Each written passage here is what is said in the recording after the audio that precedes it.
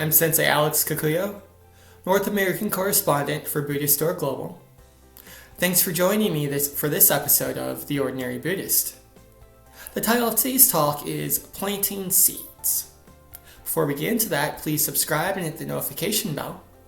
That way you'll be notified when I post talks in the future. If you wouldn't mind hitting the like button, that'd be great too.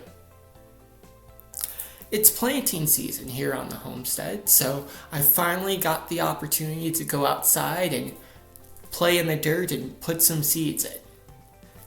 Now we'll see what happens. I put in potatoes, corn, radishes, carrots, lots of beans, so I'm hoping we'll have a very good harvest. However, there's not much to see just yet. The seeds are in the soil. I'm watering them every day. It's also raining a lot, so most of the time I don't even need to do that. But it's going to be about 2 weeks before I see any results from my efforts, and I'll be honest, I get a little anxious sometimes. Are the potatoes okay? Did I plant the corn too deep? Who knows?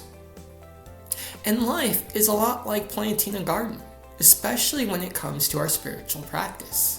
Every time we sit in meditation, every time we chant in front of our altar, every time we study a Buddhist scripture, we are planting seeds in our minds. And we don't necessarily get results immediately.